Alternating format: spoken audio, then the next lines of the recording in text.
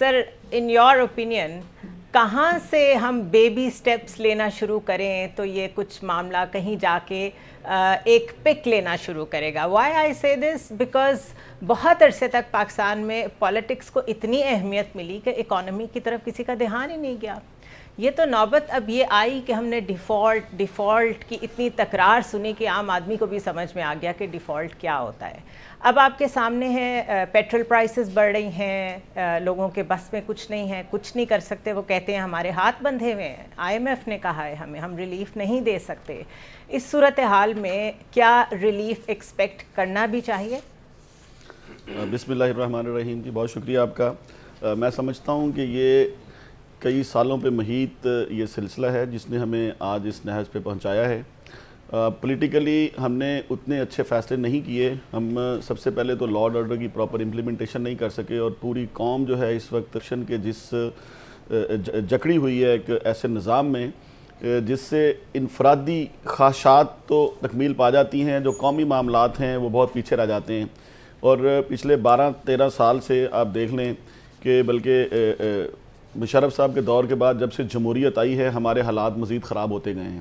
تو عام طور پہ یہی ہوتا ہے کہ جمہوری دور کے اندر ہی قومیں ترقی کرتی ہیں اور آپ کی اکانومیز ڈیولپ ہوتی ہیں. تو جب آپ یہ سمجھتے ہیں کہ جی جس وقت معاشلہ تھا اس وقت بھی حالات خرابی کی طرف جا رہے تھے, اور اس کے بعد جمہوریت آئی اور پھر تمام پارٹیز کو ہم نے آزمایا, جس میں ہم نے دیکھا کہ جی کوئی بھی پارٹی اس میں کامیاب نہیں ہو سکی کہ وہ اپنا کوئی اکنامیکل ایجنڈا کوئی ایسی چیز کے اوپر امپلیمنٹیشن کر سکے جس سے ملک جو ہے وہ معاشی طور پہ مستحکم ہو سکے.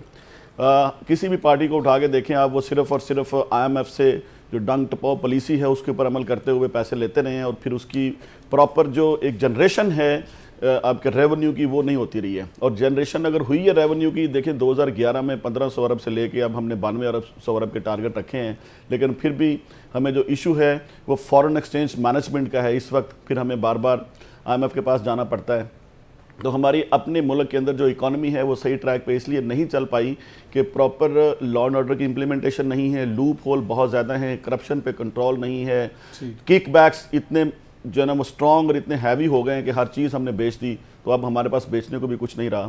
مگر اس وقت جو صورتحال ہے اس کو کنٹرول کرنے کا جو سب سے اہم راستہ ہے وہ یہ ہے کہ جی آپ لا اینڈ آرڈر کے اوپر ایک پراپر امپلیمنٹیشن کریں اور ایک پراپر لانگ ٹرم پلاننگ اور پالیسیز لے کے آئیں جس کے اوپر آپ کی ایکسپورٹ بڑھے, آپ کی امپورٹ آلٹرنیٹ جو ہے سبسٹیوٹ امپورٹ کے اوپر ورکنگ ہو, اور اس کے اوپر کلیئر ورکنگ کی جائے. جس طرح ابھی ایک جو کونسل ہے, جو انویسٹمنٹ کونسل ہے, اس کے اوپر کام ہو رہا ہے اور بڑے فاسٹ روٹ سے ہو رہا ہے. تو میں سمجھتا ہوں کہ جی اکانومی کو چلانے کے لیے جو ایس ایم ای سے لے کے جو لوکل انڈسٹری ہیں ان کو بھی بڑے فاسٹ روٹ پہ لے کے جانا چاہیے. ان کو بھی جو سروسز ہیں گورنمنٹ کی طرف سے وہ 22-23 محکموں کی بجائے وہ اتنی شارٹ اور اتنی سٹرونگ ہونی چاہیے کہ ان کو کسی قسم کا ابہام نہ ہو. اور اس وقت صورتحال یہ ہے کہ جو بزنس مین ہے پاکستان کے, ہم باہر سے انویسٹمنٹ لانے کی سوچ رہے ہیں, جو لوکل بزنس مین ہے وہ پیسہ باہر شفٹ کر رہے ہیں. تو ہمیں ان کو کانفیڈنس دینا چاہیے, ان کو ہم اس بات کا اعتماد میں لیں اور ان کا اعتماد بحال کریں کہ آپ پاکستان کے اندر کام کریں.